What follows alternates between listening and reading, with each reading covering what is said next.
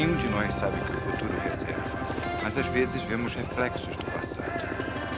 Por direito, meu nome deveria estar nesta parede, como os de muitos bons homens com os quais eu servi. E no Vietnã, a bala de um tocaia quase me colocou ali. Numa distribuição Comev, Cicatrizes que Saram. Versão brasileira Dupla Mix, Rio. Eu cresci em Brownsville, Texas, uma cidadezinha da fronteira. Meu pai criou a mim e meu irmão com muita disciplina. Mantinha uma correia pendurada no banheiro na qual se lia "Preciso de você" a todo instante.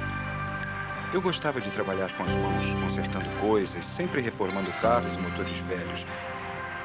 Pensando bem agora, era a disciplina do meu pai, aquela atitude de força em sua vida que eu mais amava naquele homem. Ele era pastor e costumava dizer que Deus tinha uma missão para a minha vida. Me tornei cristão aos 16 anos de idade. Eu sabia que Deus existia e que queria coisas boas para mim. As lembranças são coisas estranhas, momentos semi-lembrados e muitos sentimentos. Quando jovem, me ensinaram que eu podia fazer de minha vida o que eu bem quisesse. Mas os planos mudam, os sonhos são partidos e eu tive ambos desfeitos. E isso pode ser um estado de espírito. E pode deixar cicatriz e desfigurar o espírito, assim como o corpo. Mas a vida é uma série de escolhas. E através dos tempos, tenho feito algumas boas escolhas. Há algumas coisas que você pode dizer, Dave aprecia ou gosta de tais coisas, mas em se tratando de alegria na vida nesse momento, a alegria em sua vida é Jesus e Brenda, porque nos momentos mais difíceis, e eu ainda me emociono quando penso nisso, nos momentos em que Dave estava, quando a maioria teria desistido, os dois nomes que o mantiveram lutando foram Jesus e Brenda. De modo que quando Brenda tinha 13 ou 14 anos e Dave uns 2 anos mais velho do que ela, eles se tornaram unidos desde então. Oi. Estive observando. Estou apaixonada por você. Quero que case comigo, que seja minha esposa. Não houve qualquer dúvida depois disso de que ela era mulher para Dave.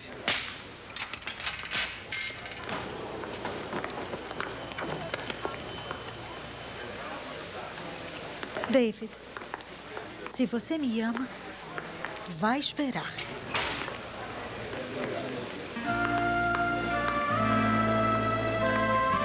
Jamais houve uma outra garota com quem eu pensaria em me casar.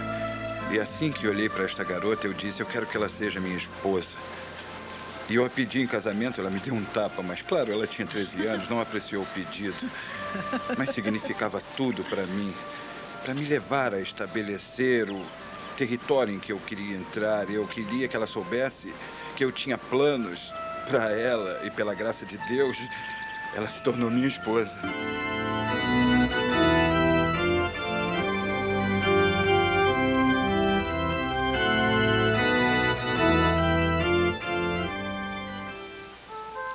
Eu tinha uma fotografia. Meu Deus, o senhor sabe que uma foto vale mais do que 1000 palavras. Uma expressão facial vale 10.000. Quando eu estive na casa dos meus pais e eu vestia meu uniforme todo azul e alguém tirou uma foto nossa lá em pé, pouco antes de irmos para o aeroporto. E os meus olhos e os dela, a expressão facial, havia tanta tristeza, havia mágoa, havia olhos vermelhos pelas lágrimas, uma insônia por saber que era muito parecido com véspera de quando alguém vai para a câmara de gás ou para a cadeira elétrica. E era assustador.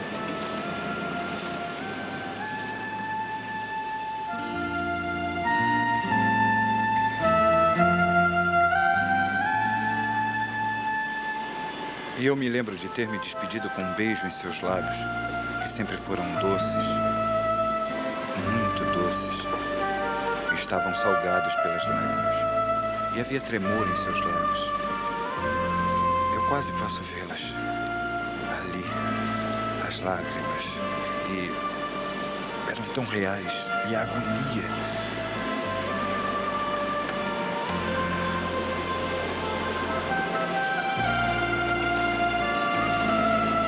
Olhei para ela e disse: querida, eu voltarei sem nenhuma cicatriz.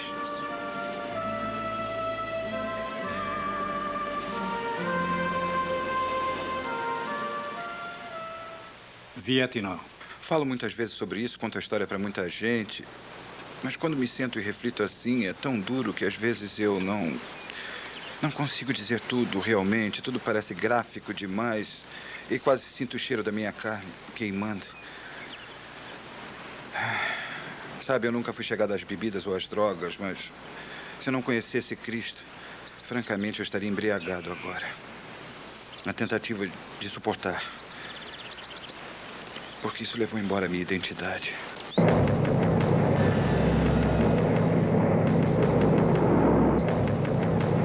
Falando Kilo 112, câmbio. Kilo 112, informe-se. Creio que existem algumas coisas na guerra que não entendemos. Especialmente quando as decisões não são tomadas por nós. Nós apenas fazemos o que nos mandam. E na noite anterior, em que eu teria o pior encontro com o inimigo que eu tive em todo o tempo que estive no Vietnã, 13 foguetes antitanque B-40 tinham sido disparados em meu barco, o qual era feito de fibra de vidro. Só Deus sabe quantas armas leves. E quando eu digo armas leves, acho que deveria dizer arma antiaérea calibre 50, assim como os AK-47 e todo tipo de arma que podiam atirar e lançar em nós. Os relatórios de nossa inteligência diziam que o inimigo havia saído. Que o infravermelho havia mostrado o movimento de tropas e que estávamos de volta por uma razão. E eu sabia qual era, ou seja, para confirmar a ausência do inimigo. Às vezes você chega a um ponto em que se sente que foi queimado. Eu me senti assim, eu estava queimado. A guerra já deveria ter terminado para mim e para a turma com quem eu estava. Você só suporta ter um limite, depois você começa a assumir riscos.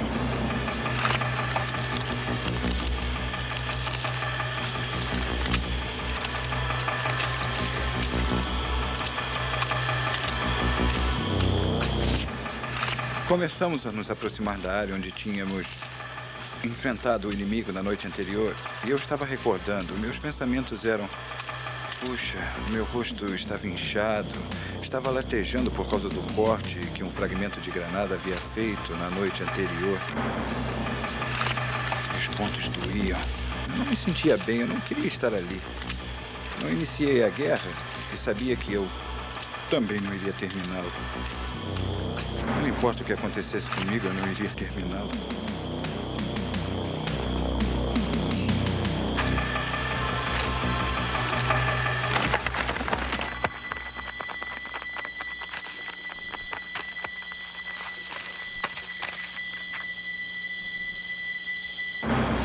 Quando nos aproximamos da área, meu coração estava batendo tão forte. As árvores passando e o rio raso.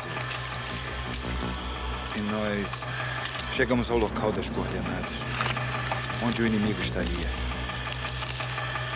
E encostamos o barco. Aí eu me arrastei para frente do barco e aí fiquei entre duas metralhadoras calibre 50. Elas estavam ao nível da cabeça. E eu me levantava lentamente. Olhei na direção do mato e não tive certeza do que estava vendo. Aí eu pensei, vou jogar uma granada de molho fósforo branco que queimará essa folhagem. Aí eu teria uma melhor visão. Puxei o pino da primeira granada e joguei. Mas não foi o bastante.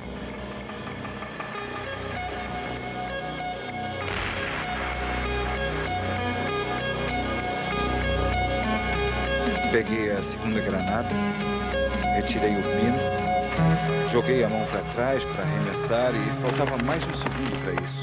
Quando estava bem ao lado da minha cabeça, ela explodiu.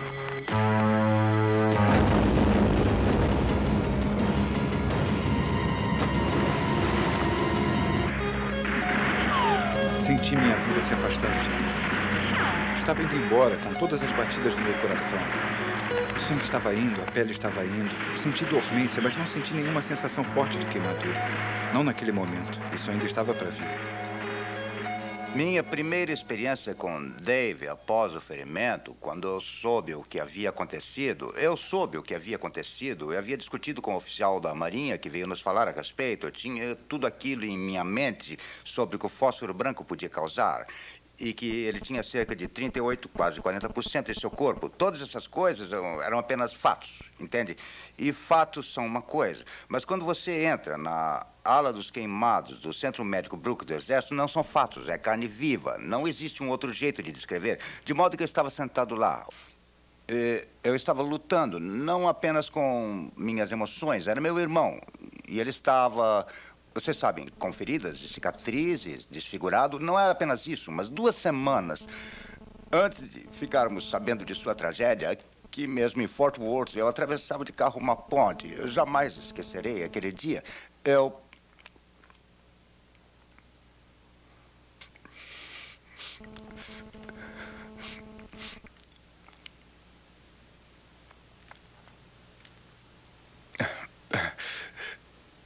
tinha recebido uma carta de Dave.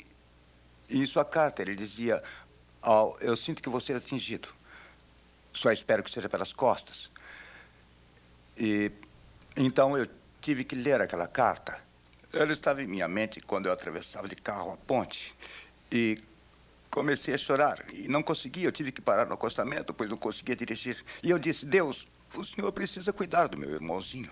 O senhor precisa protegê-lo. Entende? Sua mão tem que estar sobre ele no Vietnã. E assim eu orei até ter paz em meu coração.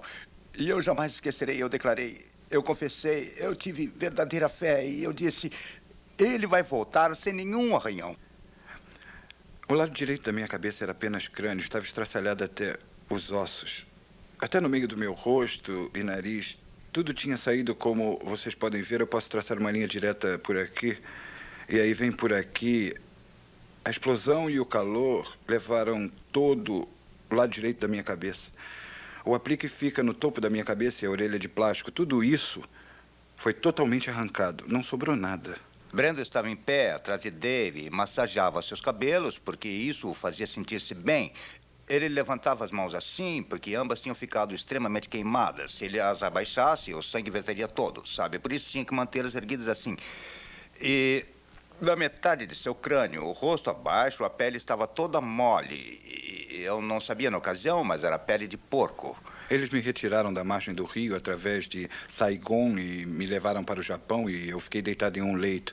Era um leito com um estrado circular e o leito rodava o tempo todo. Os meus pés ficavam para o alto às vezes e a cabeça para baixo. Tudo isso para evitar que eu pegasse pneumonia, mantendo o fluido fora dos meus pulmões.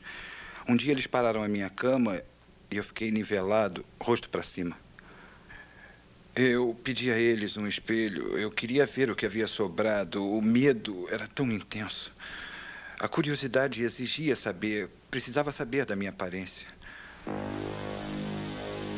E isto foi horrível para mim. Eles entraram e pegaram desses pequenos...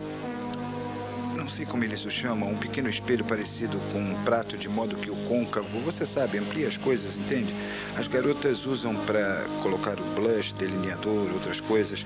Me entregaram um espelho, eu olhei para cima e vi o meu rosto. Eu não precisava da ajuda daquele espelho para distorcer a evidência.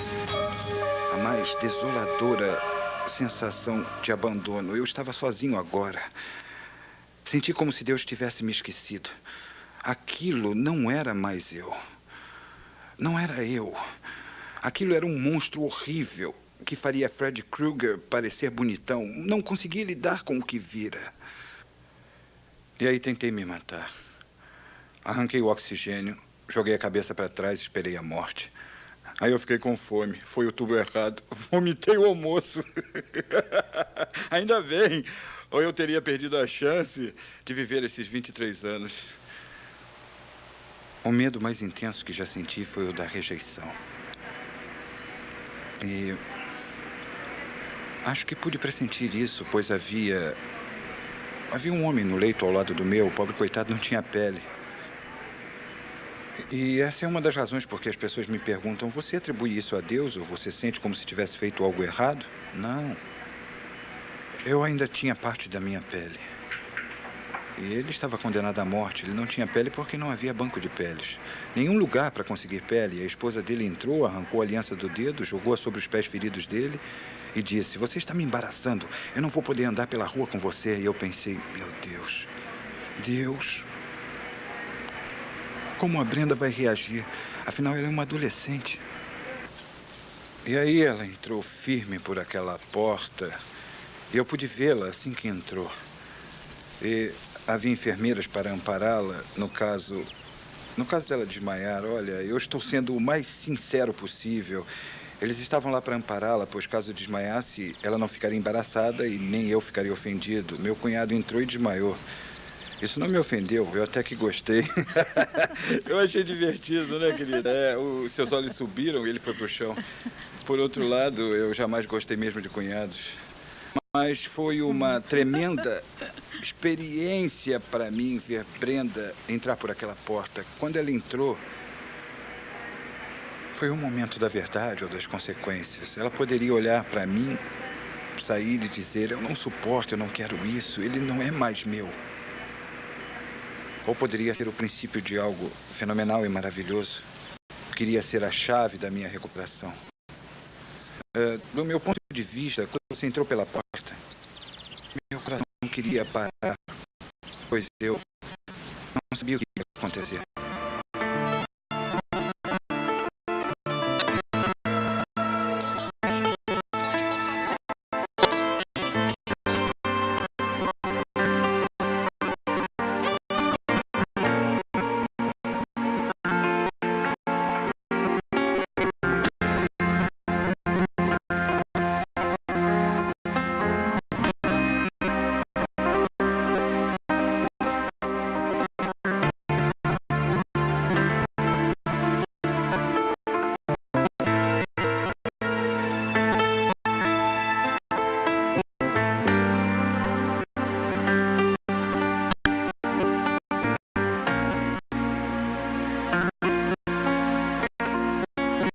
Quero que saiba que não fiz verdade.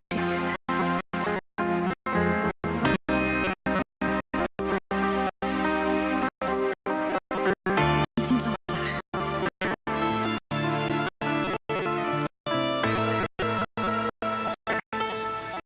A forma de um homem, uma massa de carne coberta com um remédio branco.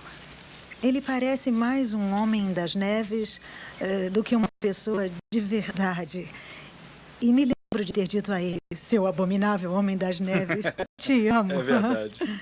Mas eu estava muito interessada em ver se ele ainda estava inteiro, se ainda tinha o corpo inteiro. Era muito importante para mim saber se ele tinha mãos, braços e pernas. Mãos em particular. Ela sempre admirou minhas mãos porque eu tinha mãos enormes, mãos muito fortes e mãos que proviam. Sim, há um verdadeiro senso de segurança. E elas ainda estão lá, mas existe muito mais na vida do que a aparência exterior. E, sabe, dava para ver num relance que a aparência exterior tinha mudado, mas era o homem interior que eu amava de fato. Era a gentileza e a bondade. Esse era o homem que eu amava e sabia que essas qualidades não haviam mudado. Ele ainda era o meu Dave. Leve essas cicatrizes. Meu pai era um pastor numa pequena igreja em Fort Worth. E por ocasião do meu acidente, eu fui levado para o hospital em San Antônio para a recuperação. E papai foi até lá me buscar no seu carro. Ele me levou até Fort Worth. Eu fiquei apavorado com a velocidade. Me colocaram em casa, na casa deles. E a minha esposa, é claro, ficou lá comigo. Tínhamos nosso quartinho, mas eu precisava ter muito tratamento. E morávamos próximo da base da Força Aérea em Caswell, e os B-52 decolavam e faziam tremer do banheiro até a janela da cozinha, e eu ia parar no meio da rua, apavorado, pensava que estávamos sendo bombardeados, não sabia o que estava acontecendo, eu havia me esquecido, apesar de já ter morado lá. Eu estava tremendamente influenciado por tudo que me cercava, porque tudo isso eram dados novos para o meu computador processar e processar a dor, e eu estava farto. 1 ano e 2 meses no hospital. Agora eu estava apavorado com esses ruídos. Pessoas estão me encarando, crianças chorando, pessoas passando de carro. Eu só queria sair dali. E desci até a igreja do meu pai. Desci a pé. Estava sozinho. Entrei na igreja. Todas as igrejas têm sua própria fragrância, todas elas têm um cheiro em particular. Esta igreja sempre teve a fragrância da presença de Deus. Entrei e me sentei no banco da frente e disse: "Tá legal, Deus. O senhor e eu, é hora de conversar." Eu disse: "Estou cansado já faz cerca de 1 ano, senhor. E acho que é tempo bastante. Quero que o senhor retire minhas cicatrizes." E disse mais: "Eu vou pedir que o senhor faça isso agora." Assim, eu orei que o senhor retirasse minhas cicatrizes. Levantei e caminhei até o banheiro. Acendi a luz e parei diante do espelho e olhei. Continuavam lá. Fiquei surpreso, pois pensei que Deus sabia o quão sério eu estava levando isso. E eu disse: "Deus, parece que o senhor não me ouviu. Por isso vou me certificar de que está ouvindo." Ajoelhei. Na igreja do meu pai havia um banco que chamavam de Banco das Lamentações e o altar estava logo em frente. Ajoelhei perante o altar e disse: "Eu vou me ajoelhar perante ti, eu vou me humilhar. Eu vou me abaixar aqui, o senhor está me entendendo? Eu estou falando sério, eu não aguento mais. Retire as minhas cicatrizes." E em seguida acrescentei estas belas palavras bíblicas em nome de Jesus e eu até disse: "Oh, aleluia!" E tremi minha voz para fazê-la soar ungida. Devia impressionar a Deus. Olhei no espelho e as cicatrizes continuavam. Por isso eu voltei. E desta vez ia atrair a atenção dele. Eu disse: "Olha, Deus, escute. Talvez o senhor não me veja. Talvez eu não tenha chegado até aí. Eu tenho que chamar a sua atenção." Assim eu fui me arrastando de 4. Me arrastei em torno daquele altar, chorando, como um bezerro desmamado, gritando: "Deus, retire-as agora. Eu não as quero. Leve-as embora. O senhor não está me ouvindo, Deus." E eu calculei, chorando, berrando e me arrastando, que assim faria que Deus me atendesse. E aí me levantei, voltei e olhei no espelho e com os olhos vermelhos minha aparência havia piorado. Eu voltei e disse: "Agora eu vou chamar sua atenção porque eu vou ameaçá-lo." Eu disse: "Deus, retire estas cicatrizes, se não..." E tão certo como estou sentado nesta cadeira, ele me disse. Eu quase podia ouvir o riso. "Se não o quê?" Porque assim que ele disse "se não o quê", veio até mim a noção do tipo: o que eu vou fazer para extorquí-lo? Eu vou sequestrar a mãe dele? Dizer: "Deus, se o senhor quiser ver sua mãe de novo, vai ter que tirar essas cicatrizes do meu rosto." O que eu poderia fazer para forçar Deus? Como poderia extorquí-lo? O que eu poderia fazer para que ele me atendesse? Eu disse: "Deus, eu vou me levantar e vou sair desta igreja. E assim que eu chegar àquela porta, eu acho bom estas cicatrizes sumirem, senão..." Peguei o caminho mais longo até a porta, dando tempo a Deus para pensar a respeito e tomar sua decisão, entende? E ele não se impressionou. Cheguei até a porta. Continuava com as cicatrizes. Levantei um dos pés, como sempre me ensinaram, devemos orar com os olhos fechados. Eu fechei os olhos. Eu não consigo nem apoiar num pé só com os olhos fechados. Eu disse: "Deus, leve-as embora." E foi quando eu disse mais esta: "Assim que eu passar por essa porta, acho melhor as cicatrizes terem sumido." E perdi o equilíbrio, caindo pela porta, indo parar de cara no chão do outro lado da porta. Ralei, sentei, pulei de pé, verificando se ninguém estava olhando. Me senti um idiota e eu disse: "Deus, sua graça é suficiente. Com ou sem cicatrizes, tu és o oleiro e eu o barro. O que quer que faça de mim não importa, desde que seja feito por ti." Graça suficiente. Eu sei o que estão dizendo. Estão dizendo: "Puxa, cara, a guerra do Vietnã foi uma guerra impopular, não é? Como você pôde participar de uma guerra tão impopular?" Foi muita burrice minha. Porque guerras populares são muito mais divertidas de se participar. Onde você pode se divertir explodindo o próprio rosto. Se eu tivesse esperado um pouco mais, eu podia ter me divertido à beça sendo queimado. Guerras populares são como lepra popular. Eu não vejo pessoas em filas dizendo: "Eu quero aquele tipo de lepra que devora seu rosto. Pode me dar uma? Eu quero." Eu não sou a favor de guerras populares. E quero dizer uma coisa, estudante. Este velho corpo dilacerado tem uma história a contar, mesmo que eu jamais abra a boca. Estão olhando para um monte de sofrimento embrulhado em um pacote da pesada. Mas eu vou esclarecer uma coisa. Não digo isso por piedade, pois eu não preciso de piedade. Não preciso que sintam pena. Eu só quero sua atenção o suficiente para fazê-los pensar hoje. Ninguém está me pagando nada hoje aqui, vocês entendem? Não estou sendo pago para dizer isto tudo. Digo porque alguém tem que se erguer diante de vocês e amá-los o bastante para ser honesto, e eu com prazer serei tal pessoa. David foi chamado para o ministério aos 16 anos. Quando nos casamos, eu tinha 18 e ele 20. Sabia que estava me casando com um pastor. Eu não tinha qualquer dúvida em minha mente de que David Hoover seria um pregador do Evangelho. E eu me lembro de olhar para ele imaginando de que modo Deus ia usar isso. Em sua visão do futuro, ele não viu o coitadinho do Dave sendo explodido, que Deus abençoe o coitadinho, e sendo internado no hospital por 1 ano e 2 meses, com 40% de sua pele arrancada, 30 quilos de carne transformados em fumaça. Ele não viu toda essa deformação como um problema. Ele a viu como uma identidade, com uma geração de adolescentes que estão tão mutilados por dentro quanto eu estou por fora. Ele viu isso. E ele diz: muito bem, deixa estar. Se este vai ser o ataque do diabo contra um dos meus garotos, eu vou fazer o diabo lamentar o dia em que este rapaz foi queimado. E Deus diz: transformarei sua tragédia em vitória. Pegarei suas cicatrizes e ganharei milhões de jovens com elas. Sabe, eu levei muito tempo. Desde o dia em que fui ferido, em 26 de julho de 1969, na margem daquele rio no Vietnã, até uma cidadezinha chamada Salem, em Oregon. Em 1º de janeiro, um segundo após a meia-noite de 1985, quando fiquei diante de uma congregação e eu resolvi essa questão de uma vez por todas. Olhei para todos e disse: esta noite, eu finalmente estou preparado para declarar que estou feliz por ter sido ferido no Vietnã. Eu jamais pediria isto, jamais solicitaria.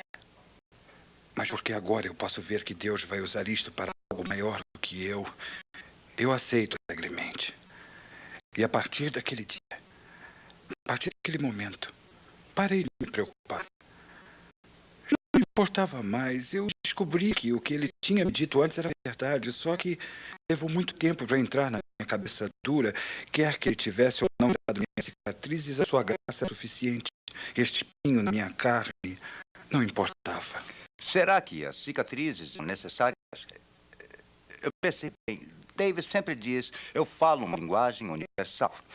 É a linguagem da dor. E tenho visto isso acontecer. David recebeu o convite para ir a El Salvador falar nas escolas públicas por todo aquele país. E eu disse: isso não vai funcionar. Muito do seu humor não funcionou. Muitas das piadas de David não tiveram graça, muitas coisas. Mas quando ele terminou de falar, ele foi cercado. Os jovens choravam, se abraçaram a ele. E eu estava em pé, lá no fundo, emocionado, e dizia a mim mesmo: o que está acontecendo aqui? E assim, quando estava tudo terminado, nós conversamos e David disse: eu falo uma linguagem universal. Todos aqueles garotos foram feridos. E só porque não dá para ver suas cicatrizes, não significa que não exista dor ali. E aí ele disse: quando eu chego, eles veem as cicatrizes. E quando eu conto a eles o que eu passei, poxa... Aí eu volto e digo a eles: eu amo vocês e Deus ama vocês. E eles me escutam. Não importa como me comunico, não importa se entende tudo, o que importa é que falo do meu coração para o coração deles. Eles sabem que sou um homem ferido e que mesmo assim venceu. Estou ferido, por isso eu posso vencer. Deus pega a tragédia humana e a transforma em triunfo. Ele usará toda a experiência humana que puder para si e fará dela alguma coisa bonita. Não tenho a menor dúvida que naquele dia no Vietnã, o diabo carregou seu canhão, acendeu o pavio, apontou e acertou-o em cheio. 23 anos depois, eu continuo na luta aqui, porque maior é aquele que está em mim do que aquele que está no mundo. Por isso Deus permitiu. Corremos 12 quilômetros por dia durante 8 semanas. Se vocês nunca viram um rapaz gordo correr 12 quilômetros, é uma coisa terrível. 15 minutos após terminarmos a corrida, eu ainda estava totalmente sem fôlego. Perdi tanto peso que eu tinha que eriçar os pelos das pernas para que minhas meias não caíssem. Eles diziam: vamos ensinar vocês como é que se vive sem comida. Aprendi a fazer isso na lanchonete de um colégio bíblico. Orávamos por nossa comida lá, oração intercessória. Mas nós pusemos as mãos nela com os olhos fechados. Eles diziam: vamos ensinar vocês a usarem suas mãos e seus pés como armas. Eu deveria poder pular, chutar o rosto de um homem, partir o osso do seu nariz, empurrá-lo para o seu cérebro e matá-lo. Eu não fiz isso, não precisa ficar nervoso. Mas só em saber que eu podia, me fazia sentir convalente.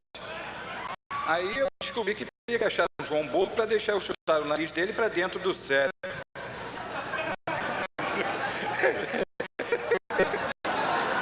Praticavam os chutes em alvos de 2 metros. Cheguei ao Vietnã e todos de 1,40 m. Eu saltava por cima e errava. Dave tem um jeito milagroso de pegar toda aquela revolta e transformá-la em energia para alcançar outras pessoas. Eu sei que há vezes em que existe tanta frustração por ele não poder, talvez, fazer as coisas caminharem como deveriam se ele não tivesse ferido. Mas ele consegue pegar toda aquela frustração e transformá-la numa bola de energia e assim consegue continuar a falar aos outros e mostrar aos outros o amor de Deus. É assim que ele consegue controlar aquele sentimento de frustração e revolta para ganhar outros adeptos para o Senhor. Há alguns anos, Dave estava falando a uma convenção de jovens em Minnesota. Creio que havia cerca de 3.000 jovens lá e no transcorrer da convenção eles realizaram a ceia do Senhor. O homem que dirigia aquele culto de comunhão tinha uma prensa de lagar, era uma bem pequena, tinha um cabo que a gente gira assim e que espreme as uvas, e elas, ao serem espremidas, o suco vai saindo. Ora, nessa convenção, Dave já tinha dado seu testemunho de sua dor, seu sofrimento, das coisas que ele havia passado e que saiu vitorioso, e enquanto Jack Strom estava contando essa história, ele ia apertando aquele cabo. A gente pôde ficar lá e chegar a ver o sofrimento de Jesus, a pressão que estava sendo aplicada sobre ele através do sofrimento físico. E ele descreveu com detalhes quando eles o pregaram na cruz, exatamente o que aconteceu. Tivemos um relatório de médicos de como isso teria afetado os ossos, os ligamentos. E ele abordou todas essas coisas, descrevendo em dolorosos detalhes a dor e o sofrimento que Jesus suportou. E aí ele se virou para Dave e, apontando direto no rosto dele, disse: Dave Rover, você jamais foi assim. Aí ele voltou e terminou sua história. Quando Dave me falou sobre isso, ele disse que naquele dia ele sentou. Ele estava sentado na plataforma e a mesa com aquela prensa de lagar estava bem na frente dele e tinha um recipiente embaixo e o suco de uva caía dentro. Dave disse que ficou sentado ali por 3 horas. O lugar estava vazio, todos tinham saído. O pessoal da limpeza estava lá varrendo e ele continuava sentado ali, olhando fixamente para aquele suco e dizendo: Jesus, eu nunca sofri por você. Eu não sei o que significa sofrer. E você sabe, é muito fácil, às vezes, para nós, tentar comparar sofrimento. Eu compreendo a tentação de se fazer isso. Mas não podemos entender o sofrimento que Jesus passou. E se alguém que passou, Dave passou, pode sentar ali durante 3 horas, tentando entender o sofrimento, apesar de tudo que ele sofreu pessoalmente, a única coisa que posso dizer é que não podemos. É algo que tem que ser entendido espiritualmente. E naquele dia, eu conheci o Dave antes daquela experiência em Minnesota e conheci o Dave após aquela experiência em Minnesota. E são 2 pessoas diferentes.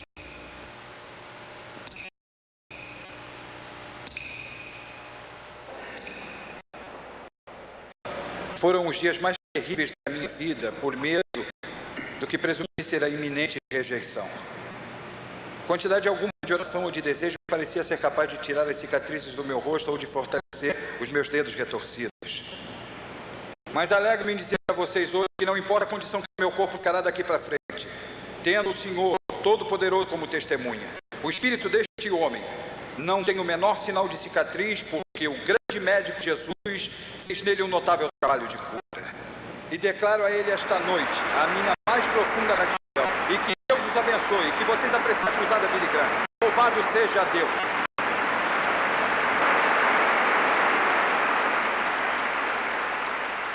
Neste período em que tenho compartilhado minhas experiências, creio que provavelmente a coisa mais importante que eu digo é que as cicatrizes são coisas feias, mas elas são a evidência da cura. Ninguém tem uma cicatriz sem ter tido antes uma ferida. Ora, se a ferida não cura, então você morre. E uma cicatriz é a prova de uma coisa maravilhosa, e esta se chama cura. Ninguém quer cicatrizes. Eu não quero cicatrizes. Não creio que vocês queiram cicatrizes, acho que ninguém quer. Mas se são uma opção à morte, então que elas venham. E para muitas pessoas que têm sido feridas, algumas sexualmente agredidas, outras que têm sido aditas às drogas ou ao álcool, cujas feridas não cicatrizam, é apenas pelo fato de nunca terem aceitado a Cristo e não conhecerem Jesus. E em suas vidas, elas são vazias, são solitárias. Estas são feridas. Estas coisas têm de ser curadas. Hoje ouvimos muita coisa sobre pessoas que foram agredidas, especialmente agressões sexuais, e como tem que haver muita terapia e muito tratamento. Se não houver uma cura espiritual, então as cicatrizes atingirão vocês. Eu estou dizendo hoje que quando me lembro do passado e de toda a cena do Vietnã, o pior que tenha sido, para mim, pessoalmente, foi uma tragédia devastadora que somente Cristo poderia me fazer superar. E sem a ajuda dele, não existe cura para as suas cicatrizes. A cicatriz é a prova de uma ferida. Uma ferida é a prova de que vocês foram feridos. E a única cura é Jesus Cristo. E quero pedir a vocês neste momento que pensassem a respeito de tudo sobre o qual falamos, que pusessem em perspectiva agora e dissessem: onde me enquadro nesta figura? Eu era como o carro velho. Eu precisei que a mão de Deus interviesse em minha vida. Minhas mãos intervieram na vida deste carro velho, ou ele seria agora um monte de sucata destruído para sempre. E neste momento, Jesus pode impedir você de ser um monte de sucata. E ele transforma a sua vida. Por que não fazer esta entrega a Cristo? E se quiser orar comigo, faça-o. Faça-o agora. Com grande alegria e amor. Eu gostaria de saber que você me acompanhou neste compromisso. Repita simplesmente essas palavras: Senhor Jesus, pela fé, apesar de não poder vê-lo e nem poder tocá-lo, todavia pela fé, eu decido crer no Senhor. Perdoe os meus pecados que têm me ferido e têm deixado cicatrizes. Eu preciso do seu toque. O Senhor pode entrar na minha vida e me restaurar, me redimir e me retornar ao valor original para o qual me criou. Eu recebo pela fé, em nome de Jesus. Amém. Amazing grace, how sweet the sound that saved a wretch like me. I once was lost, but now I'm found. Was blind, but now I see. When been there